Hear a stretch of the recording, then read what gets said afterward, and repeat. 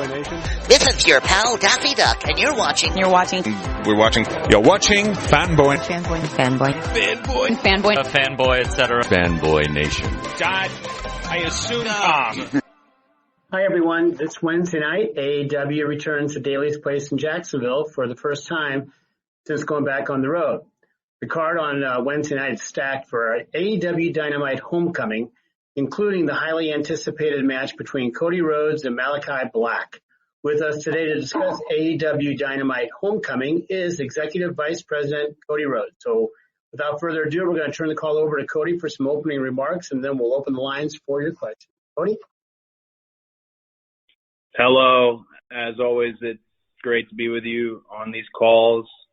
It really has been quite a year, and being on the road for shows for the last month has been wonderful. We are really enlivened as a company to come back to Jacksonville for the homecoming edition of Dynamite. Before we jump into any of the questions, I just want to go ahead and preface, I know that there are many rumors and speculations floating around. I won't be commenting on any of that, so please don't waste your question by asking about rumors. With that said, I'm excited to get started. Let's bring on the questions. Thank you all. Okay, so we're going to do this as we normally do. Thanks, Cody. I'm going to call on Louis Dangor from Gimme Sport, and I would like to have Stephanie Francone from Steel Chair ready to go next. Louis, you're up. Hi, Cody. How are you? I'm wonderful. I'm good. How are you? Very good, thank you. I wanted to ask, obviously, Malakai Black's arrival in AEW was a lot sooner than people would have anticipated, given his, I know he's spoken now about his 30 days instead of his 90 days as it should have been. Can you speak about you, I guess, finding out that he could come in earlier than I'm sure you guys would have anticipated as well? And then any potential plans that I guess had to be changed considering he was able to come in sooner than anticipated? Well, from my understanding, no plans have been changed. Whenever there's a free agent of that caliber, male or female, you have to jump on it, and that's not an area where I was the one who contacted or facilitated it. This is the same guy who kicked me square in the jaw on his very first night to make a statement. Tony Khan is responsible for bringing in Tommy End or Malakai Black, whatever he'd like to go by. But no plans were changed. If anything, we were presented with something incredibly special. Dynamite is the heart and soul of the company and what we do. And being able to put these matches on television, this is huge. Today I just watched Jason Isbell and various other celebrities, Paul Walter Hauser, comment on who they think is going to win. That's so special because this is about our weekly television show, and it is not the classic old school, let's save it for the pay-per-view, let's stretch it out when really we only do 4 pay-per-views a year. Again, TV is where our bread is buttered, and this is a massive match for homecoming. In addition to that, it's a massive card. So him not having the traditional 90 days, but having 30 days really worked in our favor. But again, we'll all find out together, everyone on this call and myself, if the magic is there and if the passion is there, because as AEW fans can attest, you can tell right away with a free agent, with someone new, coming in, it's all about the passion. Great question. Thanks, Louis. Okay, Stephanie Francome is going to be next, and following Stephanie will be Michael Shalik from SE Scoops. Steph, you're up. Hi, Cody. How are you today? I feel like you're always the second question in these calls, and I've gotten used to it, and I love it. I'm very good. I hope you are well. It's magic. It's all magic. I don't know, but thank you for this call once again. It's always a pleasure to talk to you. And Malakai Black recently, he mentioned the fact that Jake the Snake Roberts was also on the AEW roster was a big influence for him when it comes to promos and the promo work and also the attitude. When you think about Jake, because you know him very well, you see a lot of Jake the Snake Roberts in this character that Malakai Black is. Thank you. Well, that's a great question. I think I don't want to really say heel or babyface in this setting, but everyone who has that layer of kind of mysteriousness to them, every wrestler, they do have a little bit of Jake Roberts in them, and they're probably actively trying to have more because he was so good at translating a story and also presented himself so differently from the other wrestlers of his time. I'm actually, this is the first time I'm hearing it, that there's a connection there with the two, and I'm glad to hear it, because people like Jake Roberts, luminaries like Jake Roberts and Arn Anderson and Tully Blanchard, et cetera, to have them backstage at All Elite Wrestling is like having the book right at your disposal on how to be successful in wrestling. And you'd be surprised at how many of us young yahoos argue back and forth on how we should do things when they're sitting right there. Guys who have made, no hyperbole with the statement, millions of dollars, and they're contributing now. Jim Ross is another example. These luminaries, these legends, jumped on board to come to a startup wrestling company that 3 years ago nobody was fully thinking would become what it has become today, as we really settle into this golden age of wrestling on television.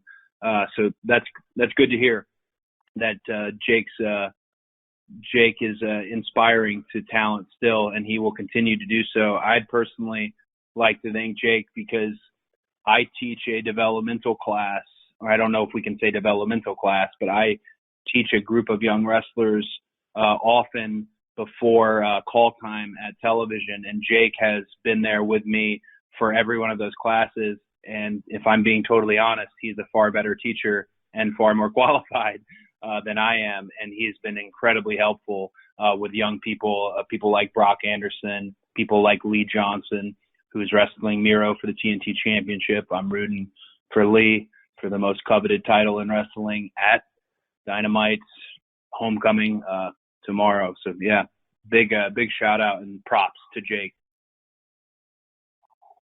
Thanks, Cody, and thanks, Steph. Michael Shalik from SE Scoops is next, and on the on-deck circle is Stephanie Chase from Digital Sky. Excuse me. Without further ado, let's go with Michael, and I'll get the name right here in a minute. Michael? Hey, Cody. I hope fatherhood is treating you well. Oh, thank you so much. It really is.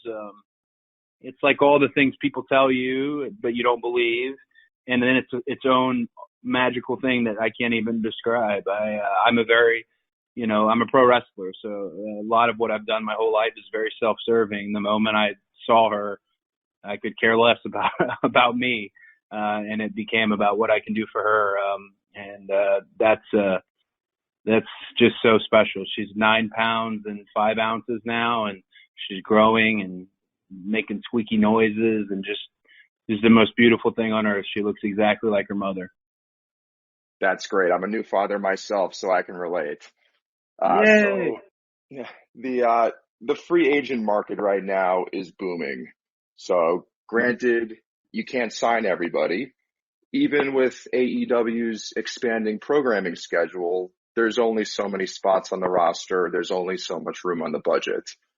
That said, there's certain performers out there where if you're available, it's almost like, how do you not get this person if they're out there? So my question, without speaking about anybody specifically, what is AEW's current appetite for talent acquisition? And is there room to sign 5 more people, or are we pretty much at capacity right now? Well, that's a great question. I think I tell a lot of my peers in wrestling and people who use me as a sounding board and I use as a sounding board, I always tell them you can't wish away good talent, especially when you get in a groove as a talent yourself. And it's not unlike the world that Tony comes from already, the world of the NFL and football in the UK. If there's a free agent out there that can move the needle and be something significant for us, I personally, I'm not saying this from the company perspective, personally, I think you have to go after them. And does that change the landscape of the show and the roster? For sure. But that is one of the areas where, as much as things can get personal, it is business. And no one is immune from that. We're doing wonderful. We have added Rampage coming up on the schedule, of course, and I'm so excited about. I am getting ready to go into a season of the second season of Go Big Show. Road to the Top will be attached to Dynamite. I mean, there's a lot of AEW programming. So room has opened up, but to your point, it's not incredibly that much more room. I don't know the specifics of 5 or 6 or 7 or 3 or whatever. I don't know the number, but if you're asking me, the executive vice president of the company, one of the executive vice presidents, I say the more the merrier. And I also would say it's very fulfilling for me personally as a wrestler, and I hope the Bucks and Kenny feel this way as well. It's very fulfilling to know that 3 years ago, not a lot of people believed in the revolution. The fans believed in it, and that's why it existed. But not a lot of people believed in it, and they weren't comfortable, perhaps, with it. And we set this table, and now new people can eat. And Tony, of course, is at the head of all of that. But that, to me, I have no bitterness in my heart over that. That makes me feel wonderful about a legacy in the professional wrestling industry. The table has been set. New talent can eat. Young talent can eat. And that's great, because I grew up with the wrestling business being the backbone of my family. To be able to leave it better than I found it certainly means a lot. A lot of room to grow, though. A lot of room to grow. Great question. Thanks, Michael. Okay, Stephanie Chase from Digital Spy is next, and following Stephanie will be Chris Mueller from Bleacher Report. So, Steph, you're up. Hi, Cody. Thanks for taking the time to talk to me today. Well, thank you for taking the time to listen to me very much. Thank you.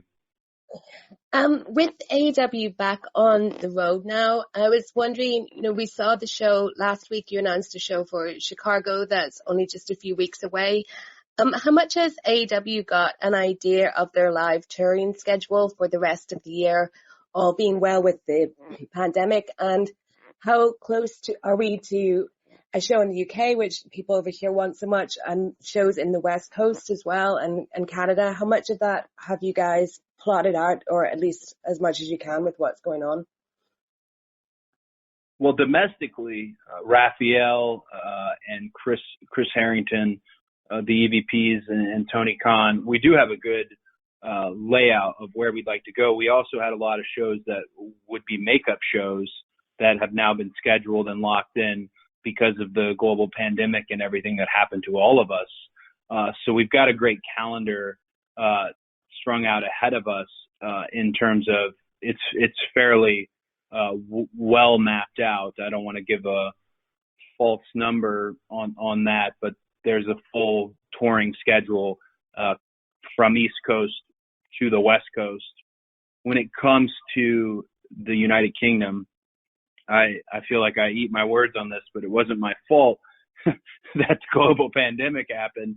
But the United Kingdom is a massive part of what we do. It's massive. They are some of the best wrestling fans on the planet. I had always envisioned that match with Anthony Ogogo was meant to happen in the United Kingdom. I just would revel in that whole, fun patriotic battle. But a lot of that is going to fall on what happens with the variant itself, with vaccinations and with health and safety, because we need the fans to be healthy and we need the crew to be healthy. we're able to make changes, as we've seen in the past year, being a company that really led the way in how to do television during a pandemic. So I can't say that it's for sure going to happen, but I can say if you run a wrestling company and you don't intend on going to the UK, then I don't think you really run a wrestling company. So it's in our minds. It's just not on a schedule just yet, but we owe it to the United Kingdom, our partners at ITV, and I hope it's something we can accomplish. Thanks, Stephanie and Cody. Okay, Chris Mueller, you're up next from Bleacher Report, and following Chris will be Jim Barcelone from the Miami Herald. Chris?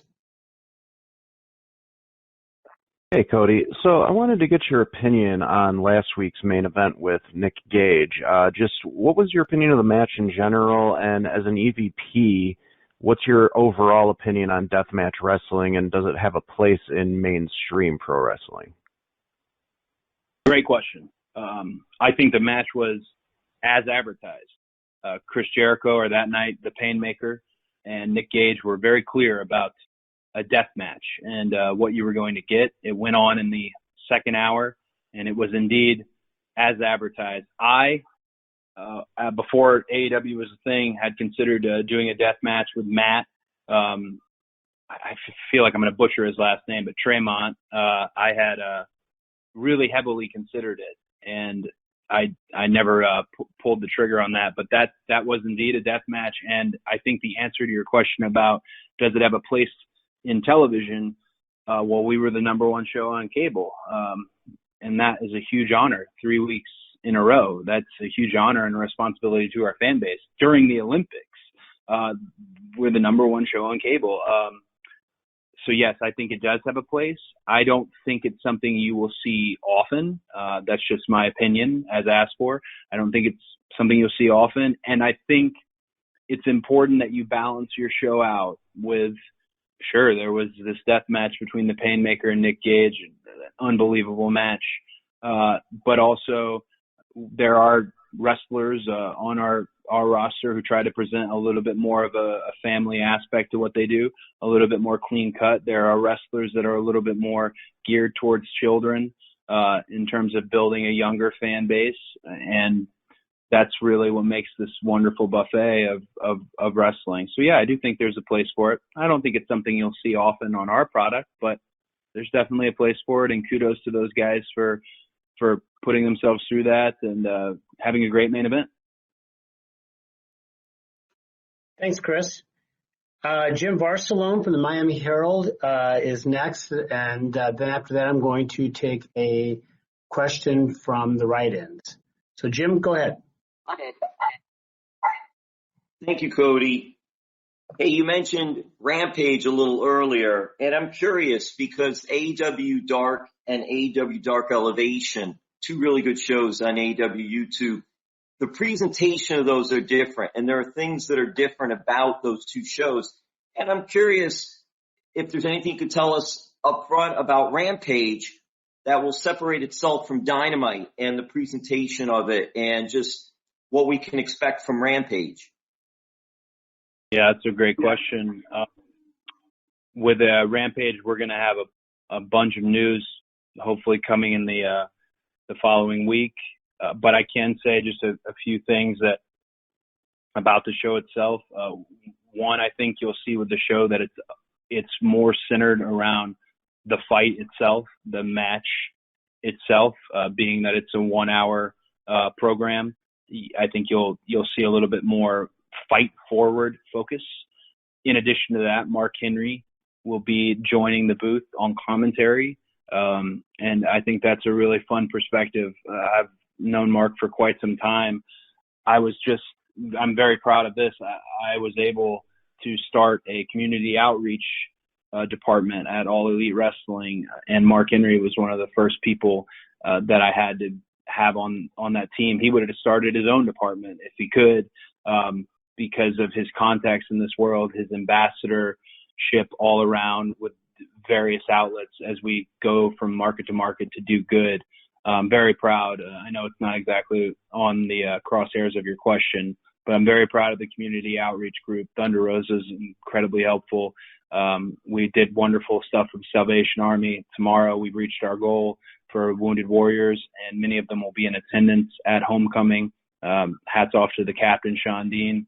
I wanted a bit more responsibility in the company, and this department is an area where I'm really going to sink my teeth in because I truly believe in however famous or however you want to put it that you are, your sphere of influence and your ability to positively affect the towns you go to is a wonderful, wonderful thing that you can do for really no cost.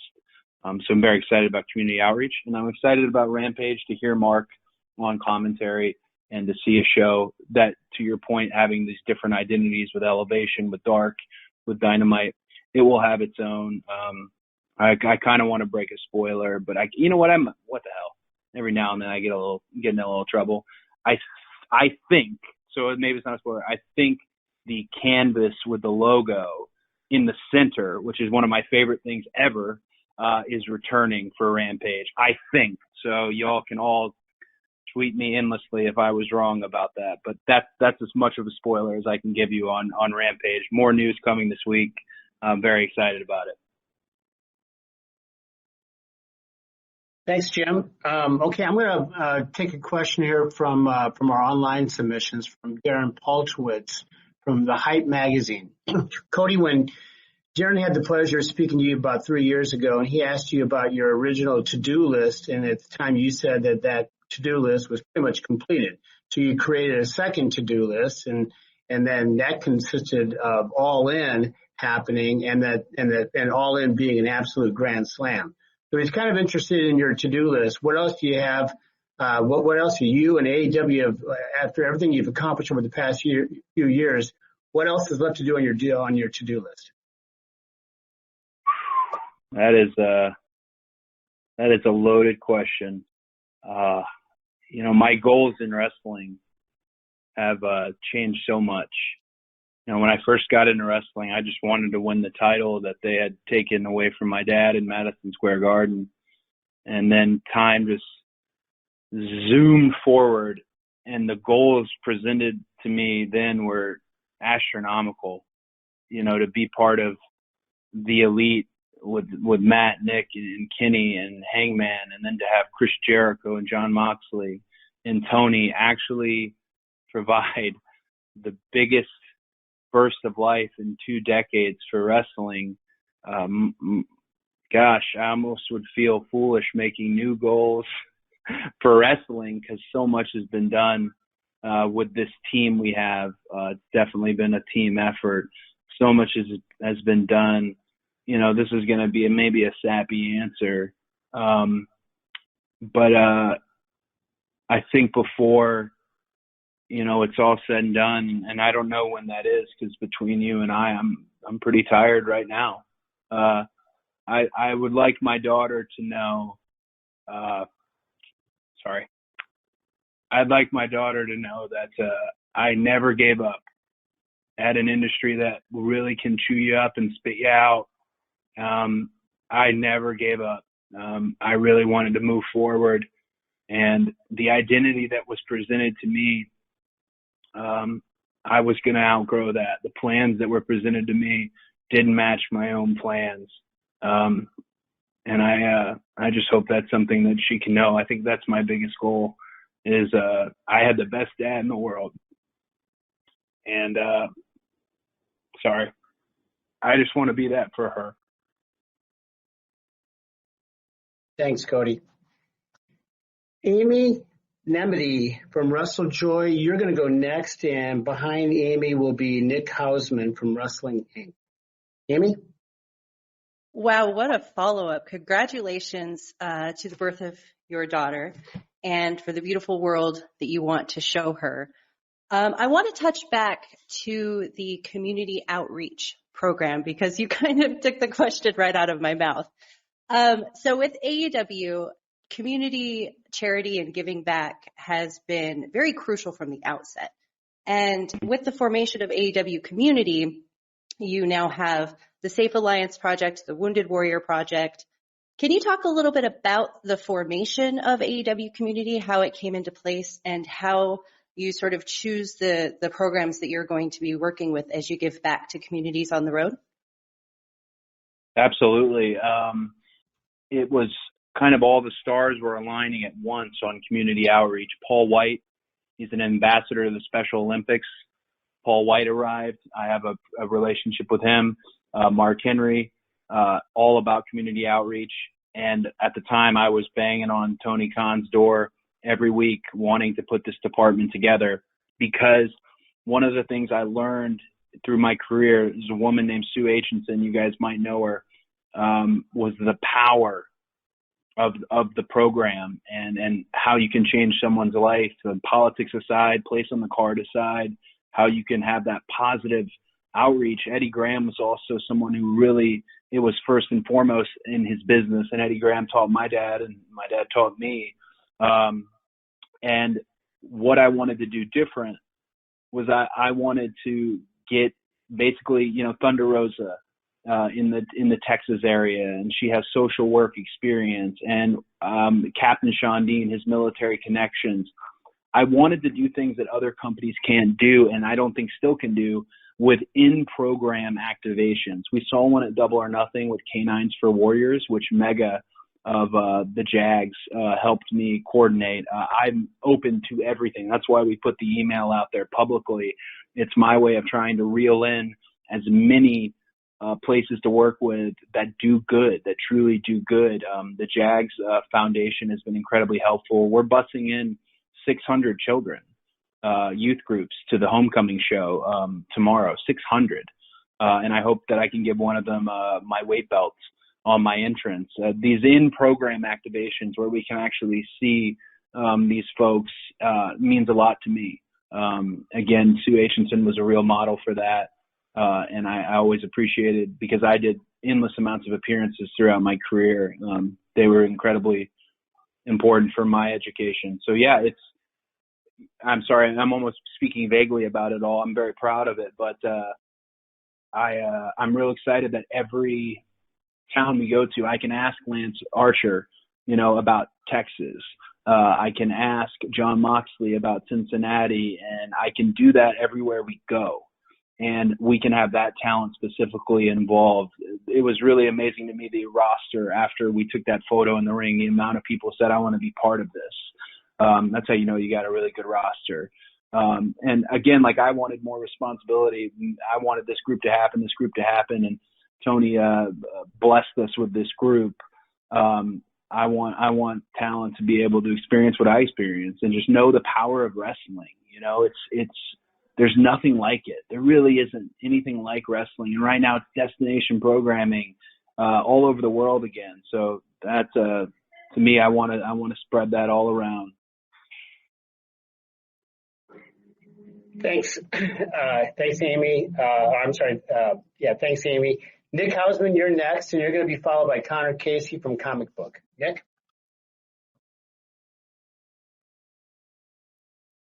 Cody, can you hear me? I can hear you loud and okay, wonderful. Hi, Cody. Thank you so much for taking the time. No, thank you. So I wanted to ask about somebody that I haven't quite heard rumors about yet, but obviously was really jarring. What's your reaction when you see a Bray Wyatt is all of a sudden available on the market? And I mean, do you see a space for him at AEW? Bray Wyatt was, before he was Bray Wyatt, was my rookie at that second season they did of NXT, and the Rotunda family and the Rhodes family, they certainly go way back. I can't comment on if I see a spot for him when it comes to us, but I can tell you an incredibly creative individual, an incredibly creative man. And whenever I see someone like that lose their job or move into the next phase in their career, as someone who left WWE on my own, and at the time that was super unheard of to leave, I just always, I can't be everyone's sounding board, but I really want to be. because, I'll give you an example. I'll pivot away. I would have never thought that Matt Cardona was going to end up being this GCW champion and getting pelted with trash. But I should have thought he would be doing something. And that's kind of to circle back to Bray. I can't comment on if he fits in with us, but I can say if he has an ounce of passion for this, that guy can fit in anywhere because he's a very special, special talent. So that's really all I could say there. Thanks, Nick.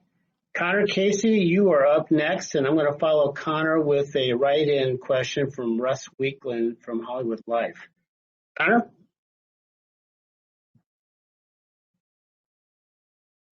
Oh, there we go. Hey, Cody, thanks for doing this today.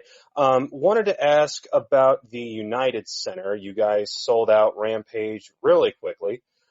Is that going to be a consistent location for you guys when it comes to Dynamite, Rampage, and the pay-per-views? Or is All Out going to still consistently be held at the Now Arena going forward? That's a great question. I know for Tony Khan, it was a childhood dream to run the United Center and to sell it out instantly. I think we can call it an instant sellout. Which makes me, that's just wild to say out loud.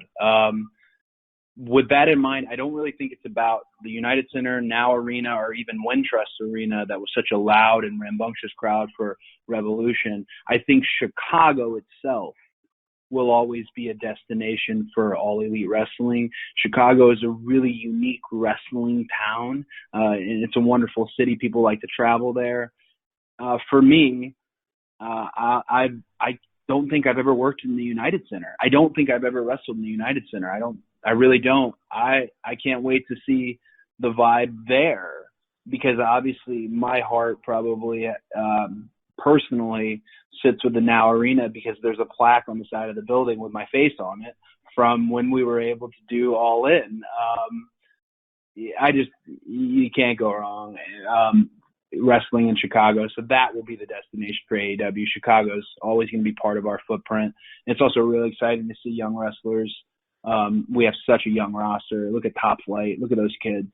For them to be able to wrestle in a city like that, on an event like that, really just it's eye-opening and educational as a wrestler. So I don't have a favorite building, my friend. I'm excited about the United Center. And the fact that we could fill it instantly, that really emboldens our fans. Really, it begets the question, what's next? Where is next? Thanks both. Okay, here's my a write-in question from Russ Weekland from Hollywood Life. And then following Russ will be Izzy from the Hot Tag with Izzy. First from Russ. It appears that so many great things are happening in AEW. The people coming in, the amazing matches, great new shows. But is there anything that you think needs improvement or needs to be finessed in any way as the months and years continue for AEW's continued success? I'm sorry. Is the question, does anything need improvement? Yeah. Is there anything that you can finesse or anything you can improve that will guarantee success down the line for AEW? Well, I don't know if we get the guaranteed success, but I can tell you that one of my favorite jobs I have at All Elite Wrestling is every now and then I will coach 1 to 2 matches a night. And when I'm the coach, often I have an incredibly long or non-existent leash when it comes to my matches because I like to retroactively give the notes on, hey, did you hear this? This could have been a good opportunity for that. Hey, I would try this next time. The one thing I do give my talents when I'm coaching a match is what's your goal? Is your goal to find the floor cams and make good facials? Is your goal to sell? Is your goal to see this thing that you want to kind of what's old is new and take it and present it in a new way, a new move, whatever it may be. So in terms of improvement, we're always I'm always hoping that the talent that I have that night are wanting to improve, and so are all the other coaches. Jerry Lynn is a prime example of you could go out there and tear the roof down. As soon as you come back, he's going to tell you, hey, you forgot to sell your leg, and just humble you right away. Jerry Lynn, really wonderful coach. My brother Dustin, who I don't put over near enough, coaches the women every week. He has them in the ring far before call time, sweating and just running and gunning, getting reps in. So yeah, since we don't have a live event schedule, since it's TV to TV, it's very important that all the coaches have that mindset of improvement. Tony already has that mindset of how can I improve upon the show last week? And he has great sounding boards. He has the Bucks. He has Kenny. He has myself.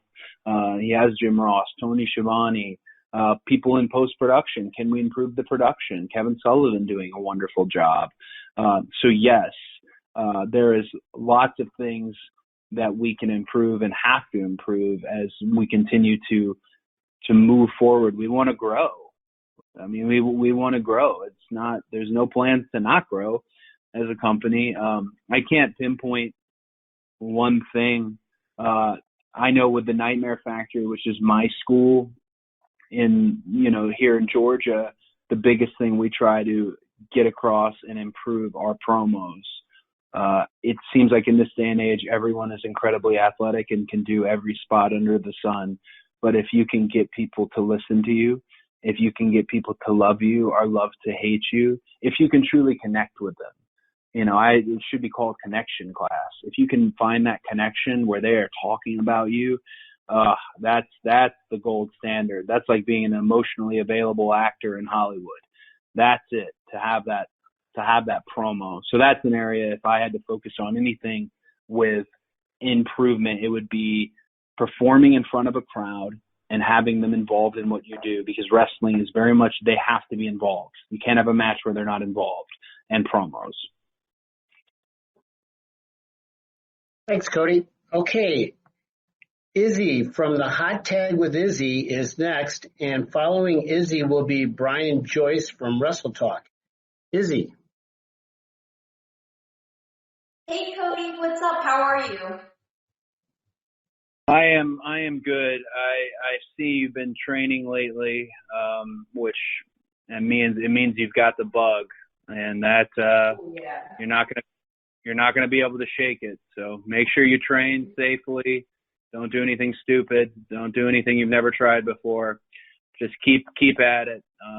It's a wonderful, wonderful business to grow up in. So hey, best of luck. You're always welcome to come to the school too. If you want to. I don't know. It's kind of weird for us to have this conversation on the call. But anyways, what's your question? Well, first off, thank you so much. Whenever you guys have an available time, I would love to come up to the Nightmare Factory. It would be an absolute honor. But my question to you is, your match against Malakai Black is literally the classic good versus evil, a lot like Darth Vader and Luke Skywalker. In these type of stories, the bad guy is always trying to bring the good guy to the bad side. So how do you maintain who you are personally as that hero of AEW and as a competitor in the ring and not tap into the dark side that Malakai Black is trying to bring you into? Oof, those were very lofty good versus evil comparisons. I'm probably going to take the question a little bit different way than you think, but I hear how the crowds currently are reacting. I'm not going to go against that wave in terms of being excited about someone being able to run free in a Mustang with no saddle like a Malakai Black. I encourage that for fans, but I won't sacrifice who I am as a wrestler. I'm not going to do some knee-jerk heel turn. There's not a heel bone left in my body. There's not. I did it for 10 years, guys. And it's just, I like hearing believe it or not, even when it's against me, it's unique to hear someone be received so well. I felt very similarly when Brody had debuted in terms of the reactions he was getting and that excitement and that energy. When it comes to this match, this thing is just so up in the air for what it could be, and it's a massive match for Dynamite, and just a massive match for the company. I really am looking forward to it. I love the fans from all over the world, of course, but I love the fans in Jacksonville. No disrespect to Daly's Place, the gas station. I feel like we should name that place the AEW Amphitheater, because it's really been home to us. So I'm looking forward to what happens and how it sounds and how it feels. Again, I always like to be incredibly self-aware, so it's important. Tomorrow's, I don't know if you guys can tell on this call, tomorrow's a really big day for the company and for me, and I honestly, I'm looking forward to the match. You mentioned Darth Vader and Luke Skywalker, and there's a lot of fans who thought Luke was a whiny farm boy and thought Darth Vader was the coolest thing on earth. I'm a Luke guy. Hopefully there's some Luke guys in the crowd, and I'm sure there'll be some Darth Vader people in the crowd. That's great. You pay your money to sit in the seats. You can do whatever you want to do. And I've had some really wonderful advice from an extremely polarizing babyface in our industry that has kind of helped me through this current time. And without divulging too much of that, one of the best things was I have to stay true to who I am. I really do. And that I look forward to doing. Thanks, Izzy. Next is Brian Joyce from Wrestle Talk, and Brian will be followed by Sean Ross Sapp from Fightful. Brian?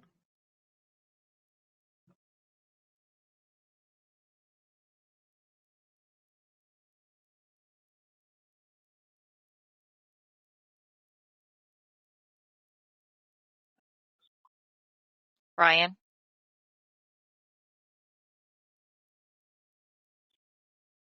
Okay, we seem to be having an issue with Brian's audio.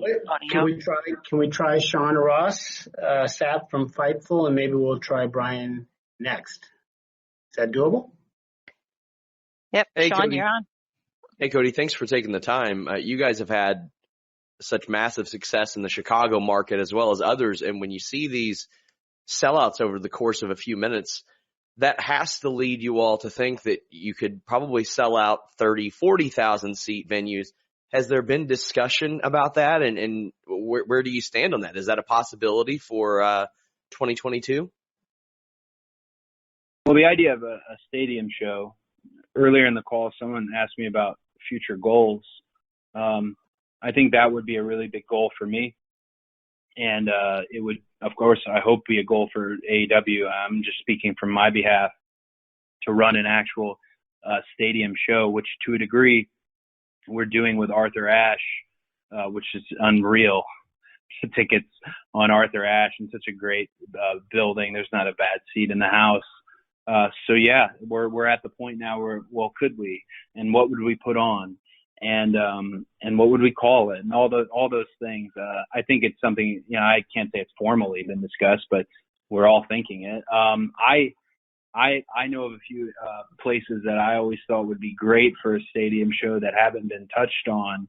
Again, this is just me. I am declaring, this is just me saying it, but Miller Park is a really unique venue that sits somewhere between a massive stadium show and a little bit more of an intimate vibe.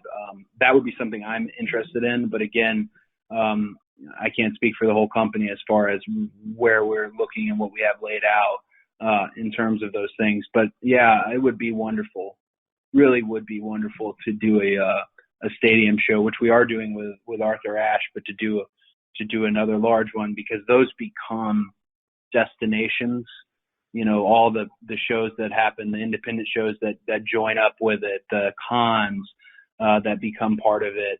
It almost feels like a natural extension of the original All In, which was such a Woodstock for wrestling, would be a big stadium show. No plans currently. No plans currently, but definitely that's a personal goal for me. I think that'd be wonderful to really show, my gosh, these crazy wrestlers are right about this revolution and the fans like it. Thanks. Thanks very much. Let's try Brian Joyce again from Wrestle Talk. Brian, you there?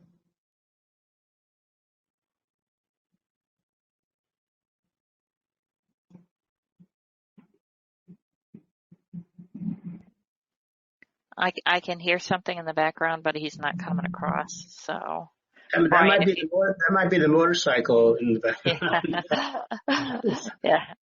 Brian, if you'd like to type in your question, Jim can ask it that way.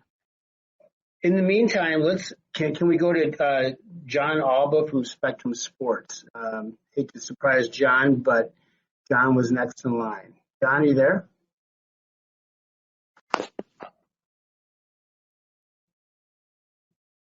I'm always ready to roll, guys. I appreciate that. Cody, thank you for the time today. You briefly touched on it before, but I'd like to know more about AEW's current evaluation of vaccine status and mask wearing. The CDC made a recommendation last week that people running indoor venues, people attending those kinds of events, whether they're vaccinated or not, should be masking up. Has AEW taken an official stance on that? And is there any concern over how that may impact future events like All Out? Great question. We're always going to go off of the state mandates. We're not going to try and break any rules or any laws. You know, the health and safety of our talent, staff, and fans, it's the highest priority. You know, while there's not a mask mandate in the state of Florida for tomorrow's homecoming show, but we do encourage our fans to wear a mask if that's what would make them feel comfortable. That's from the AEW side of things. Me personally, again, declaring this personally, I would really hope that everyone out there just does their part with COVID and the variant to get themselves vaccinated. You know, this illness affects old people. It affects young infants. And I think people should, this again personally, should get vaccinated. If they're one of these wild people who thinks they're going to be filled with nano machines, well, the Solid Snake is going to save us anyways. So that's a Metal Gear Solid reference. Hopefully some people get it. Izzy absolutely is not going to get it. Yes, we're going off state mandates. So it's something that we're looking at and we monitor every day. Every day, Mega sends the new COVID protocols, how it's looked globally, how it looks domestically, so that we can prepare. And we are prepared. You know, the pandemic came, and that's why we're calling this show Homecoming, because Daly's Place in Jacksonville, Florida became our home. The Nightmare Factory was fitted to operate 7 shows as well. We'll be able to pivot. That's a strength in leadership in terms of Tony Khan and strength in the company in case we have to. Right now, no plans to change. The main plan is to follow state guidelines. And if masks are state guidelines, absolutely. If vaccination proof is state guidelines, absolutely. We want fans to have fun and have fun safely. Thanks, Cody. So for our final question of the day, we're going to try Brian again, Brian Joyce from Wrestle Talk. And if we don't have Brian, we will wrap it. But Brian, hopefully you're there. Brian? Jim, you can't leave practice on a miss. Everyone knows that. We got to get another question. All right. Well, there is a write-in. So how about if I take a write-in? And this is a good write-in here. So let's end it with a write-in from Sebastian Diaz from Over the Top Rope. Over the Top Rope. Congratulations on the success of AEW over the past couple of weeks, which may have been the most important in the company history these past couple of weeks. How do you keep this momentum going and growing? You know, taking what's happened over the past couple of weeks and replicating it tomorrow, the following week, and the following week? Great question. And I think the answer there is what you see front and center. As much as it's the focus and the priority of the show, what's in the ring, what's very important to keeping the momentum happening is what is happening with the younger talent that's developing not in the ring at that moment. Building new stars. It's something we hear in wrestling all the time, building new stars and how it wasn't possible and you can't do it. And I would completely disagree. Take a look at Darby Allin. Really look at him. There are kids at every crowd. That's one thing I do at these shows. I count the shirts I see in the front row. I see the kids with the face paint on. That's huge to put your hat on as a company, is building your next golden circle. We know who the golden circle of the company is right now. Their faces are on all the billboards. They're all the action figures, all that thing, but that will change. And this is a company that will not make the mistakes where we hang on too long. When it's time to change, it's time to change. And developing young talent is crucial. That's why I love Dark and love Elevation so much, to see those challenges and things done right, mistakes made, all that good stuff. Yeah, developing new stars. That's it. That's the resource for wrestling is wrestlers, so we have to make more. Okay, we're going to end on that note then. Thank you, Cody. And Brian, we hope to get you back on the next time we do one of these. To everybody on the line, many thanks on behalf of Cody Rhodes and just everybody, Tony Khan and everybody at All Elite Wrestling. Per our custom, we're going to be distributing an audio recording here shortly. And again, we thank you. We never take for granted your interest and a real commitment to the industry and certainly everything that AEW has to offer. So thank you very much for that. We're going to wrap it up, and we'll see you next time we do this. Thank you, guys. Thank you.